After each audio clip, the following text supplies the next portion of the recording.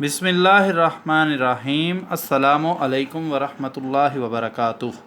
मैं हूं उज़ैर अहमद, आपका फ़िज़िक्स टीचर। आप देख रहे हैं YouTube channel science and math with Uzair Ahmad.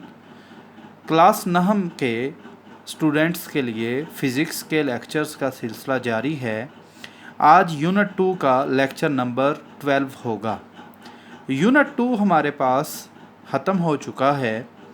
आज हम यूनिट 2 के एक्सरसाइज के शार्ट क्वेश्चंस देखेंगे कि एक्सरसाइज के शार्ट क्वेश्चंस के आंसर कैसे किए जाते हैं। कुछ क्वेश्चंस के आंसर मैं यहाँ पर आपको लिख कर दूँगा और कुछ क्वेश्चंस के आंसर ऐसे होंगे जो आपने बुक में से खुद ढूंढने होंगे। मैं जस्ट उसका आपको हिंट दे दूँगा। तो इसलिए be prepared both for English medium और उर्दू मीडियम। ओके, स्टार्ट करते हैं। हमारा पहला शार्ट क्वेश्चन क्या है, आइए देखते हैं। एक्सरसाइज का शार्ट क्वेश्चन नंबर 2.2 है, explain translatory motion and give examples of various types of translatory motion. Translatory motion को बयान करें और इसके मुख्तलिफ अक़साम की मिसालें बयान करें।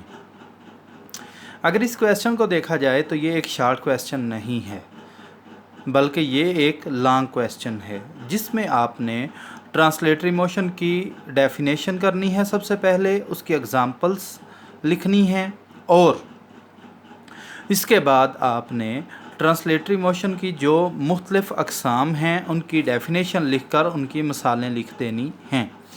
लेकिन अगर ये क्वेश्चन शार्ट क्वेश्चन के तौर पर आ जाए तो इसको किस तरह से अटैम्प्ट करना है, तो आपने जस्ट ट्रांसलेटरी मोशन की डेफिनेशन लिखनी है।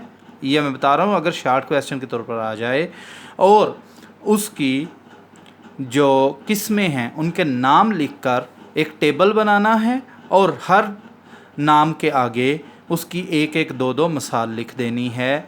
मैं फिर बता दूं कि ये डिपेंड करता है कि ये शार्ट क्वेश्चन के तौर पर आएगा या लॉन्ग क्वेश्चन के तौर पर आएगा कि आपने इस क्वेश्चन को किस तरह से अटैम्प्ट करना है।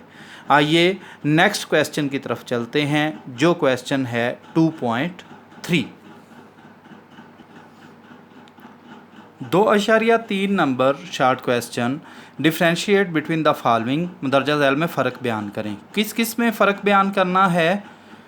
सबसे पहले रेस्ट और मोशन में, उसके बाद सर्कुलर मोशन और रोटेटरी मोशन में, इसके बाद डिस्टेंस और डिस्प्लेसमेंट में, उसके बाद स्पीड और वेलोसिटी में, उसके बाद लीनियर और रैंडम मोशन में, उसके बाद स्केलर और वेक्टर में।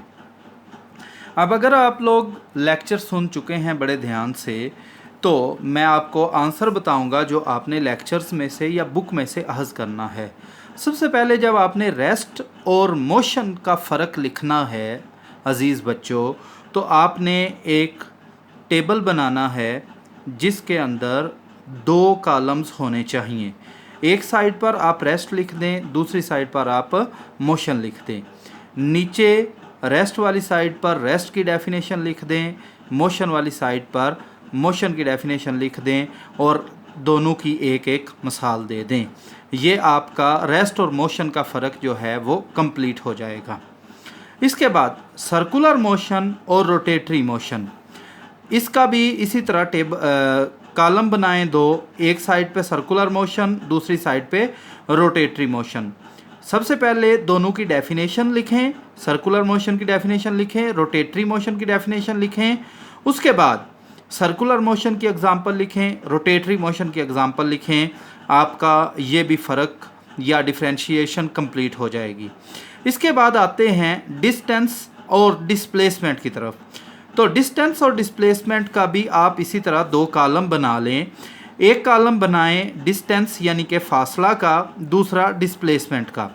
अब इसके अंदर भी वही काम करना है। सबसे पहले कि डिस्टेंस, पहला पॉइंट आप लोगों ने लिखना है डिस्टेंस की डेफिनेशन, और डिस्प्लेसमेंट के नीचे पहला पॉइंट लिखना है डिस्प्लेसमेंट की डेफिनेशन। उसके नीचे आपने ये लिखना है कि डिस्टेंस का यूनिट क्या है, और दूसरी साइड पे डिस्प्लेसमेंट के नीचे भी आपने लिखना है डिस्प्लेसमेंट का यूनिट क्या है। उसके नीचे तीसरा पॉइंट जो आपने डिस्टेंस और डिस्प्लेसमेंट के फ़र्क का लिखना है वो ये लिखना है कि डिस्टेंस एक स्केलर मिकदार है और डिस्प्लेसमेंट के नीचे लिखना है डिस्प्लेसमेंट एक वेक्टर मिकदार है। इसके साथ अगर आप ये 3 फ़र्क लिख देंगे तो आपके पास डिस्टेंस और डिस्प्लेसमेंट के दरमियान डिफरेंशिएट कंप्लीट हो जाएगी, डिफरेंशिएशन। इसके बाद नेक्स्ट जिसके दरमियान हमने डिफरेंशिएशन करनी है वो है स्पीड और वेलोसिटी। बिल्कुल पहले 3 पार्ट्स की तरह इनमें भी आप 2 कॉलम बनाएं, एक साइड पे स्पीड लिखें, एक साइड पे जो है वो वेलोसिटी का कॉलम बनाएं। पहले नंबर पर दोनों की डेफिनेशन लिखें, स्पीड की डेफिनेशन लिखें, फिर वेलोसिटी की डेफिनेशन लिखें। उसके बाद आप स्पीड एक स्केलर मिकदार है लिखें नीचे, और लिखें वेलोसिटी एक वेक्टर मिकदार है दूसरी साइड पर। स्पीड का यूनिट मीटर फी सेकंड है, वेलोसिटी का यूनिट भी मीटर फी सेकंड है। स्पीड को हम v से ज़ाहिर करते हैं और वेलोसिटी को भी हम v से ज़ाहिर करते हैं। इसके साथ आपका स्पीड और वेलोसिटी का जो फ़र्क है वो भी कंप्लीट हो जाएगा। लीनियर और रैंडम मोशन का फ़र्क जब आपने लिखना है बिल्कुल उसी तरह से आपने कॉलम बनाना है और उस कॉलम के अंदर आपने जो है एक साइड पे लीनियर मोशन की डेफिनेशन लिख देनी है और एग्जांपल लिख देनी है, दूसरी साइड पे रैंडम मोशन की डेफिनेशन और एग्जांपल लिख देनी है। छठे नंबर पर स्केलर और वेक्टर के दरमियान फ़र्क या स्केलर और वेक्टर के दरमियान डिफरेंशिएट आपने कैसे करना है ये सुन लें कि सबसे पहले स्केलर की डेफिनेशन लिखें पहले स्केलर वाले कॉलम में और नीचे उसकी एग्जांपल्स लिख दें। उसके बाद वेक्टर की डेफिनेशन लिखें और वेक्टर की एग्जांपल्स लिख दें। ये आपका शॉर्ट क्वेश्चन कंप्लीट हो जाएगा। याद रखें पेपर में अगर ये शॉर्ट क्वेश्चन आएगा तो ये सारे का सारा कभी नहीं आएगा, बल्कि इसमें से कोई 1 या 2 पॉइंट वो उठाएगा और कहेगा इनके दरमियान डिफरेंशिएशन करें। आइए चलते हैं अपने नेक्स्ट क्वेश्चन की तरफ, 2.4 की तरफ। Define terms speed, velocity and acceleration. अब ये जो शॉर्ट क्वेश्चन है इसका आंसर आपको बुक के अंदर से ही मिल जाएगा, क्योंकि हमने लेक्चर्स के दौरान स्पीड की डेफिनेशन भी पढ़ी है, वेलोसिटी की डेफिनेशन भी पढ़ी है और एक्सेलरेशन की डेफिनेशन भी पढ़ी है। तो आप तीनों की 1 बाय 1 डेफिनेशन लिख दें, बुक से देख लें या मेरे लेक्चर्स पिछले सुन लें और आपका ये शॉर्ट क्वेश्चन कंप्लीट हो जाएगा। शॉर्ट क्वेश्चन नंबर 2.5 की तरफ चलते हैं। Can a body moving with constant speed have acceleration? क्या कांस्टेंट स्पीड से हरकत करते हुए जिस्म में एक्सेलरेशन हो सकता है? आंसर है yes, a body moving with constant speed in circle has acceleration. जी हाँ, एक जिस्म जो दायरा में कांस्टेंट स्पीड से हरकत करे उसमें एक्सेलरेशन हो सकता है। इसकी थोड़ी एक्सप्लेनेशन सुन लें, रिटन आप देख लें और यही आपका आंसर है। सिर्फ एक्सप्लेन कर रहा हूँ ताकि आपको समझ आ जाए इस आंसर की। याद रखें कि एक्सेलरेशन किसी जिस्म में तब पैदा होता है जब उसकी वेलोसिटी चेंज होती है।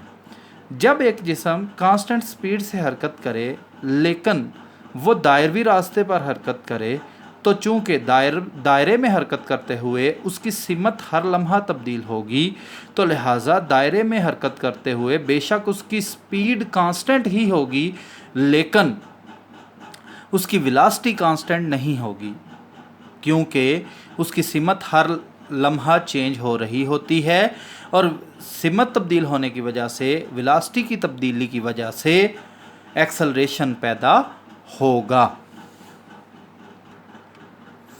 How do riders in Ferris wheel possess translatory motion but not rotatory motion? Ferrous wheel में झूला झूलने वालों की मोशन ट्रांसलेटरी क्यों होती है, रोटेटरी क्यों नहीं होती? ये क्वेश्चन है। इसका आंसर है riders in the Ferris wheel do not move around their own axis and they move on a circular path, so their motion is translatory but not rotatory. Ferris wheel में झूला झूलने वाले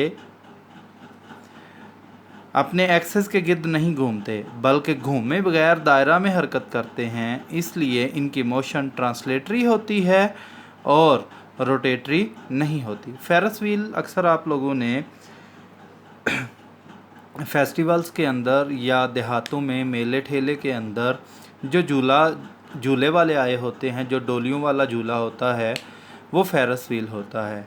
और जो बंदे या जो राइडर्स जो झूला झूलने वाले हैं वो डोलियों के अंदर बैठते हैं, तो आप देखते हैं कि राइडर्स कभी भी अपने एक्सेस के गिर्द स्पिन नहीं करते, यानी कि अपने एक्सेस के गिर्द मूव नहीं करते, तो बल्कि वो जब झूला चलता है तो वो एक दायरवी रास्ते पर हरकत करते हैं। तो दायरवी रास्ते पर हरकत ट्रांसलेटरी मोशन होती है। अपने एक्सेस के गिर्द उनकी मोशन नहीं होती, तो इसलिए रोटेटरी मोशन नहीं होती। उम्मीद है समझ आ गई होगी। आइए 2.7 की तरफ चलते हैं। Sketch is distance time graph starting from rest. How will you determine the speed of the body from this graph. एक फासला टाइम ग्राफ बनाएं जिसमें जिस्म रेस्ट की हालत से स्टार्ट हो चलना, और इस ग्राफ की मदद से आप जिस्म की स्पीड कैसे फाइंड करेंगे। ये मैंने दो ग्राफ आपके सामने बनाए हैं। ये पहला डिस्टेंस टाइम ग्राफ है। अगर कोई जिस्म यूनिफॉर्म स्पीड से मूव करे तो उसका ग्राफ इस तरह का होता है। ये ग्राफ मैंने कहाँ से मुझे पता चला, तो जब हमने ग्राफ पढ़े थे, यानी कि इक्वेशन ऑफ मोशन से पहले वाला lecture, first equation of motion से पहले वाला लेक्चर आप दोबारा सुन लें और देख लें। उसमें बताया गया है कि अगर कोई जिस्म यूनिफॉर्म स्पीड से मूव करे तो उसका फासला टाइम ग्राफ इस तरह से होगा, और अगर कोई जिस्म रेस्ट में पड़ा हो तो उसका फासला टाइम ग्राफ इस सीधी लाइन होगी जो कि टाइम एक्सिस के पैरेलल होगी। आपने सवाल के जवाब के लिए सिर्फ एक ग्राफ बनाना है। मैंने दो बना लिए, आपकी मतलब जो आपको इजी लगे आप वो बना सकते हैं। याद रखें, ये पहला ये ग्राफ रेस्ट की हालत में पड़े हुए जिस्म को शो कर रहा है, ये यूनिफॉर्म स्पीड से मूव करते हुए जिस्म को शो कर रहा है। अगर हम इस ग्राफ की स्लोप मालूम करें तो ग्राफ की स्लोप हमें स्पीड बताएगी। फासला टाइम ग्राफ की स्लोप हमें स्पीड बताती है। अब स्लोप कैसे मालूम करते हैं, इसके लिए डिटेल में देखने के लिए आपको lecture first equation of motion वाला लेक्चर ज़रूर देखना होगा। अदरवाइज़ आप सिर्फ इतना भी लिख लें तो ये काफ़ी है, लेकिन अपनी समझ के लिए कि किसी जिस्म की किसी ग्राफ की स्लोप कैसे मालूम की जाती है वो उस लेक्चर में तफसील से बताया गया है। आइए आगे चलते हैं। What would be the shape of the speed time graph if body is moving with non-uniform speed या variable speed। किसी स्पीड टाइम ग्राफ की शक्ल कैसी होगी अगर कोई जिस्म यूनिफॉर्म नहीं बल्कि वेरिएबल स्पीड से या तब्दील होती हुई स्पीड से मूव कर रहा हो। तो ये जवाब आपके सामने है। ये टाइम और स्पीड के दरमियान ग्राफ बना हुआ है, और ये कोई भी टेढ़ी मेढ़ी शक्ल जो है जिसमें अगर हम गौर से देखें तो जूं टाइम आगे जा रहा है, पहले स्पीड बढ़ी, फिर स्पीड जो है वो कम होना शुरू हुई, फिर स्पीड बढ़ना शुरू हो गई, तो ऐसी स्पीड जो है वो वेरिएबल स्पीड कहलाती है। अब कोई भी टेढ़ी लाइन बना दें तो वो स्पीड टाइम ग्राफ की वेरिएबल स्पीड को शो करेगा। Which one of the following can be obtained from a speed time graph। मदरजा ज़ैल में से कौन सी मिकदारें स्पीड टाइम ग्राफ से हासिल की जा सकती हैं। मिकदारों के नाम हैं इनिशियल स्पीड, इब्तदाई स्पीड, फाइनल स्पीड, आखिरी speed, distance covered in time T, वक़्त टी में तय करदा फासला, एक्सेलरेशन ऑफ मोशन, जिस हरकत का एक्सेलरेशन।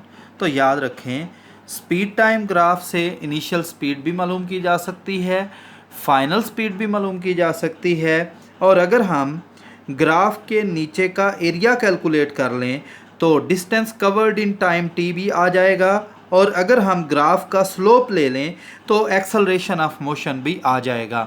यानी अगर मैं इसको सादा अल्फाज में लिखूं तो आंसर होगा all these quantities can B obtained from speed time graph. ये तमाम मिकदारें स्पीड टाइम ग्राफ से हासिल की जा सकती हैं।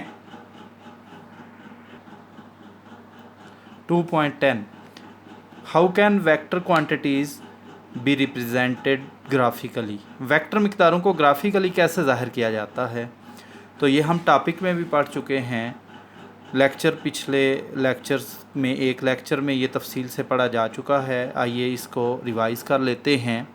Vector quantities can be represented graphically with an arrow head.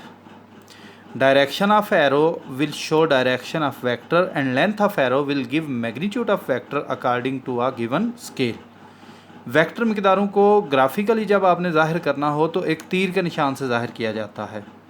अब तीर की ज़ाहिरी बात है, कोई ना कोई सिमत होगी, तो तीर की जो सिमत है वो वेक्टर की सिमत को ज़ाहिर करेगी, और तीर की जो लंबाई होगी वो एक तयशुदा स्केल के मुताबिक वेक्टर की मिक़दार को ज़ाहिर करेगी। मिसाल के तौर पर मैं बता देता हूँ आपको। मेरे पास फॉर एग्ज़ाम्पल 50 न्यूटन फोर्स है।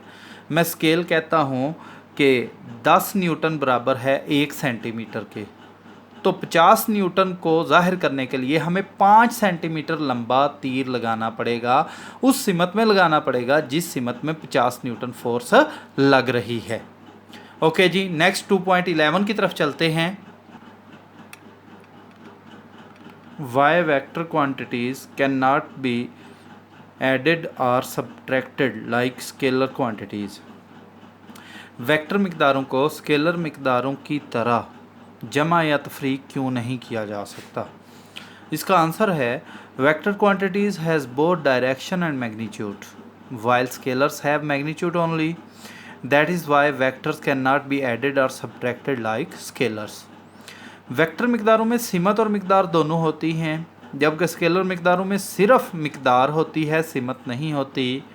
इसलिए वेक्टर मिक़दारों को स्केलर मिक़दारों की तरह जमा या तफरीक नहीं किया जा सकता, क्योंकि स्केलर मिक़दारों की तरह वेक्टर मिक़दारों की मैग्नीट्यूड को आप जमा या तफरीक तो कर सकते हैं, लेकिन सिमत को जमा या तफरीक करने के लिए हमें स्केलर मिक़दारों से हटकर head to tail rule use करना पड़ता है।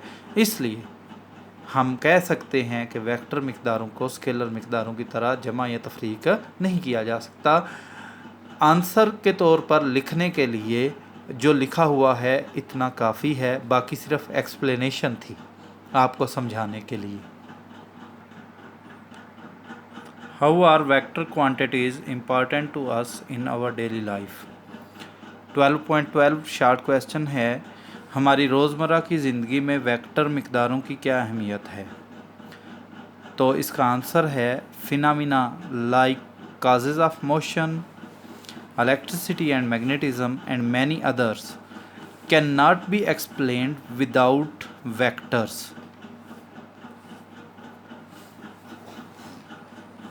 मुख्तलिफ मज़ाहर जैसा कि हरकत की वजूहात और असरात, इलेक्ट्रिसिटी और मैग्नेटिज़म और बहुत से दूसरे मज़ाहर ऐसे हैं कि अगर आप वेक्टर के इल्म को दरमियान में ना लाएं तो उनको ना ही समझा जा सकता है, ना ही किसी को समझाया जा सकता है, और ना ही बयान किया जा सकता है। तो ये हमारा शॉर्ट क्वेश्चन था 12.12। जो 12.13 और 14 हैं ये लॉन्ग क्वेश्चन हैं, इसलिए इनको हम यहाँ पर डिस्कस नहीं करेंगे। 12.13 है ड्राइव इक्वेशंस ऑफ मोशन, तीनों इक्वेशंस ऑफ मोशन की डेरिवेशन है, और 2.14 जो है ये एक किसी भी न्यूमेरिकल की डिस्क्रिप्शन हो सकती है, इसलिए हम इन दोनों को यहाँ पर स्किप कर रहे हैं क्योंकि ये शॉर्ट क्वेश्चन नहीं हैं। तो इसके साथ ही हमारा लेक्चर अपने अख्ताम को पहुँचता है। आज के लेक्चर में हमने शॉर्ट क्वेश्चंस किए हैं यूनिट 2 के। उम्मीद है आपको समझ आ गई होगी। समझ ना आने की सूरत में कमेंट बॉक्स में आकर ज़रूर पूछें, और वीडियो को 9th क्लास के चाहे वो ओल्ड स्टूडेंट्स हैं चाहे न्यू स्टूडेंट्स हैं उनको ज़रूर फॉरवर्ड करें, और चैनल को सब्सक्राइब करना ना भूलें ताकि आपको हर नई वीडियो की खबर मिल सके। उज़ैर अहमद की तरफ से अगले लेक्चर तक आप सबको अल्लाह हाफिज़।